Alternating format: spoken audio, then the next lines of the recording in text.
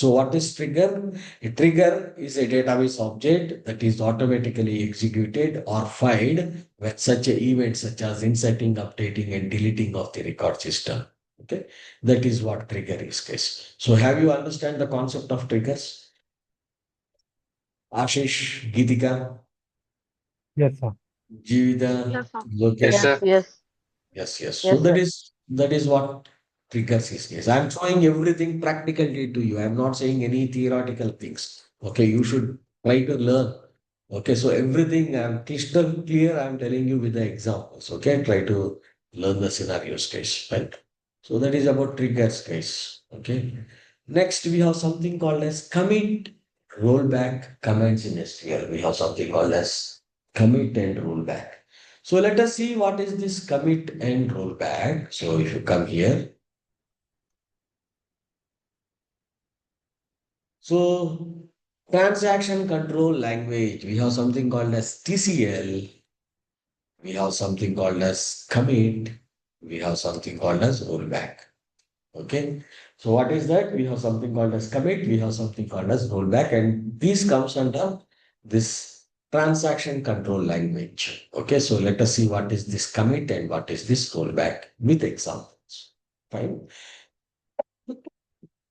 So I am creating a table with the name accounts,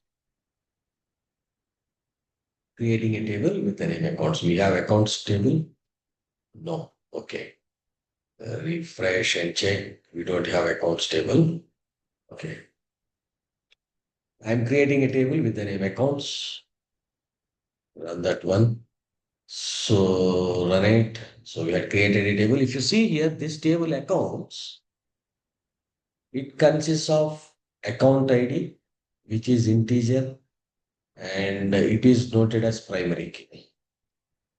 We have account holder column, which is varchar, balance, which is decimal. Okay, balance column, which is decimal. Okay, so this is the story. So run the table. Accounts table. We already created accounts table, guys. But anyway, let us insert certain records into this accounts table.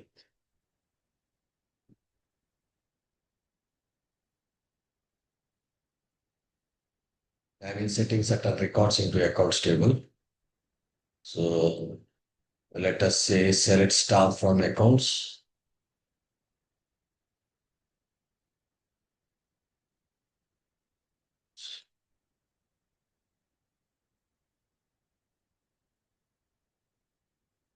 So if you see this accounts table, what it have? It have account ID, it have account name holder, it has balance. So account holder, account ID is one, account holder is Alice, her balance is 1000. Account holder is Bob, his balance is 2000. Okay. So this is the story we have. Fine. So Alice balance 1000, Bob balance 2000. Okay. So this is the story. Now, what I'm doing is start transaction. Okay, so start transaction. Update accounts, set balance, balance minus 5000, where account holder is Alice. Okay, and add 500 to Bob's account, and then what I say, commit. Okay, so what I say, commit.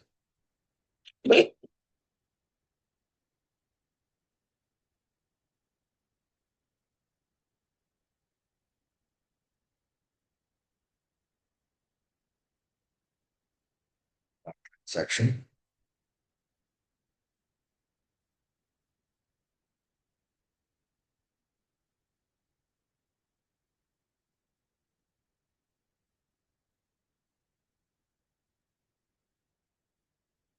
So select star from accounts. See, this is select star from accounts. Account ID 1. Alice, her balance is 1000 guys. Do you remember Alice balance is 1000? Bob's balance is 2000. So Alice balance is 1000, Bob's balance is 2000. Okay. So what I'm doing, start transaction. Okay, so let us run that start transaction. Update accounts. Set balance equal to balance minus for 500 where account holder is Alice. So Alice has 5,000 rupees, right? So what I'm doing, I'm detecting. And Bob account, what I'm doing, I'm adding 500. So Bob has 2,000. Now his account will become 2,500. Alice have 1,000. Now her account, we are detecting 500. So her account will become 500. Okay. So running. Okay. So we had run that one. So after running that one, let us see select star from accounts. See, now Alice become 500. Bob become 2,500. Yes. Okay.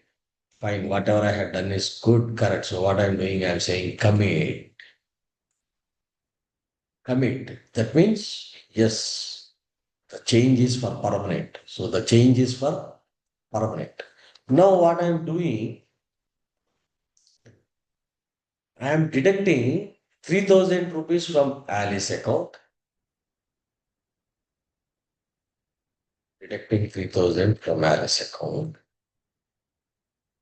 deducting 3,000 from Alice account. Okay. So deducted 3,000 rupees from Alice account. So deducting 3,000 rupees from Alice account means now Alice will have minus 2,500. I'm adding 3,000 rupees to Bob's account. So adding 3,000 rupees to Bob's account. So Bob's account will become now 5,500. Okay.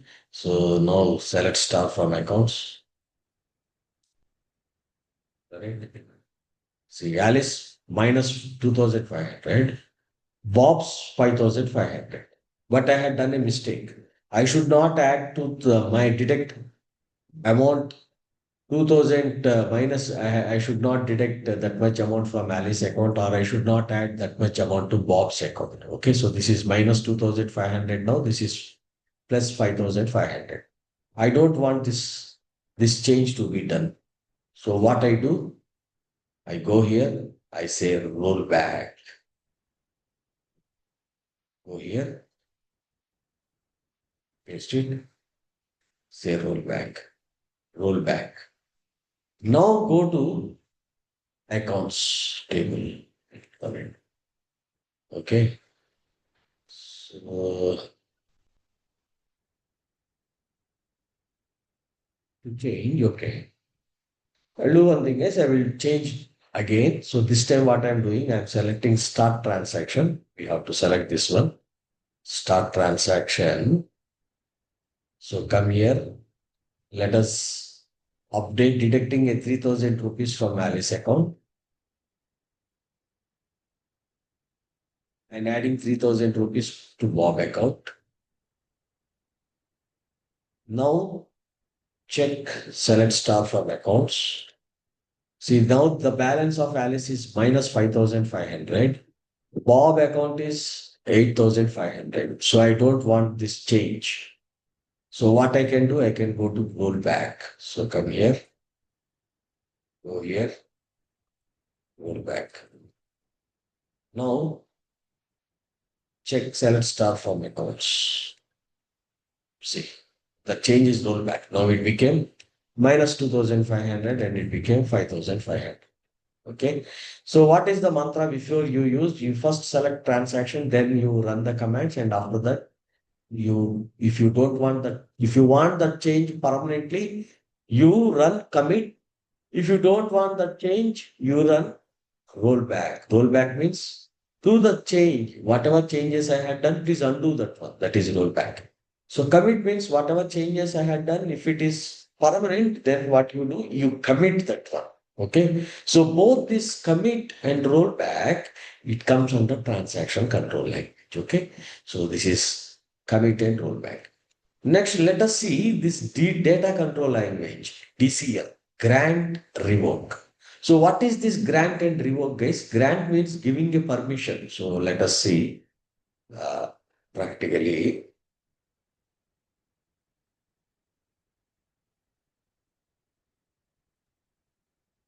is that grant and revoke. Come here, let me explain you grant and revoke also.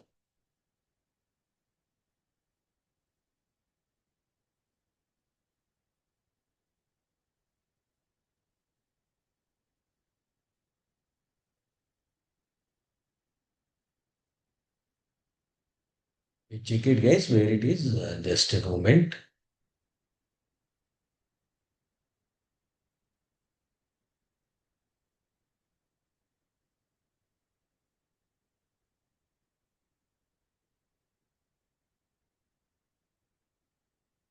Just a moment. I need to check it. Please wait. Grant and revoke.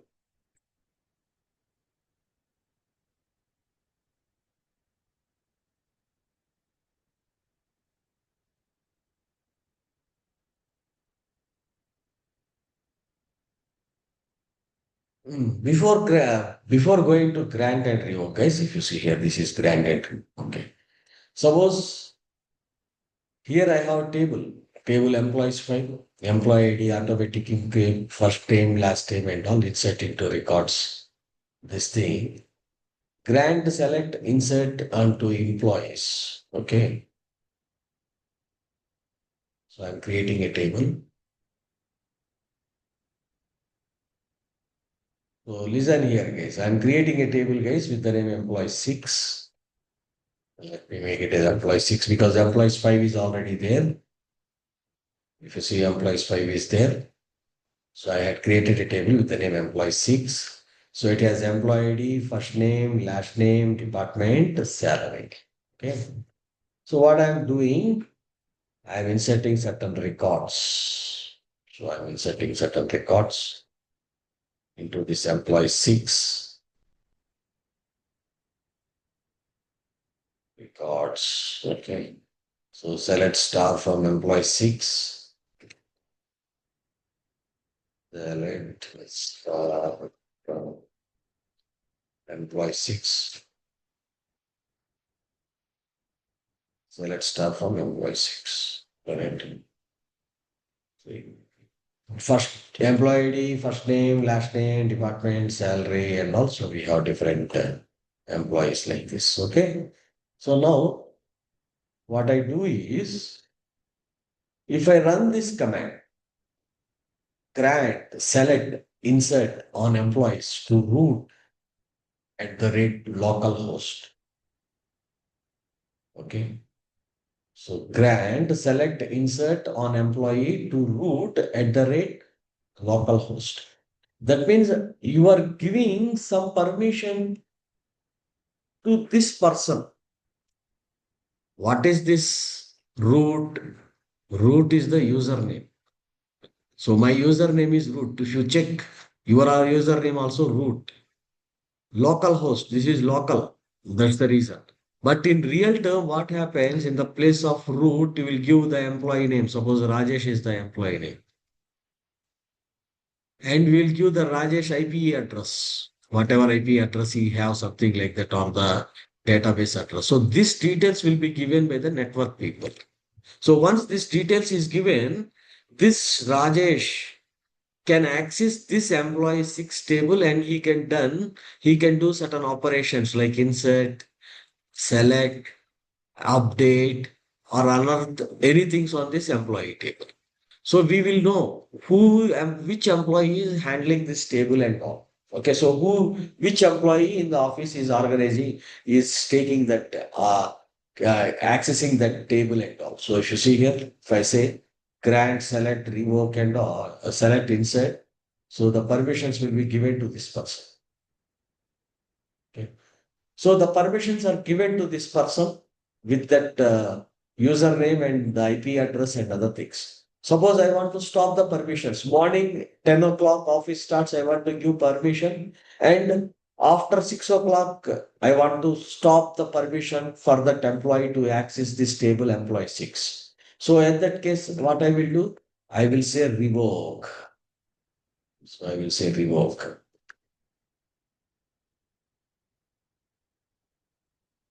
So I will say revoke. Revoke means that permission will not be given. Revoke means that permission will not be given. Okay. So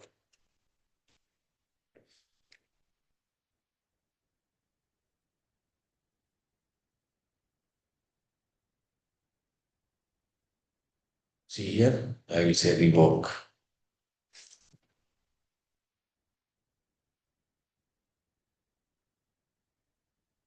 So I will say revoke. Revoke means that permissions will not be given to that particular person. Okay. So that permission will not be given. Okay. So do remember this grant and revoke, it comes under which controls? Data control language. So to give a permission to certain person and to not to give the permission to certain person to access a table and all, you can do that. So this is very important, this DCL. So if you see here, SQL, when deployed as data control language, helps protect your database from unauthorized access. Okay, so it will protect your database from unauthorized access. So generally, this grant revoke stuff, who will take care of this? Your network person will take care of this things case. They will tell you. So just in the code, what you have to use? You have to use grant, you have to use revoke, something like that you have to use. Okay, so this is grant revoke. Okay, next thing, truncate. Okay, so what is this truncate? Okay, what this is doing? So I'm creating a table with the name employees. Employee 6 is already there. So come here. Select star from employee 6. So this is the table, employee 6 table. So employee 6 table consists employee ID 1, 2, 3, 4, 5, 6, 7, first name, last name, department ID, salary and all. Okay. So now what I'm doing, I'm truncating. Okay. Truncate table employee 6.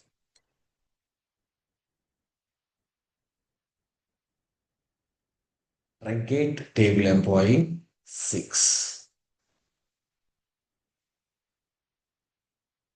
And truncate table employee 6. Okay. So run that command. We have run that one. Now select star from employee 6.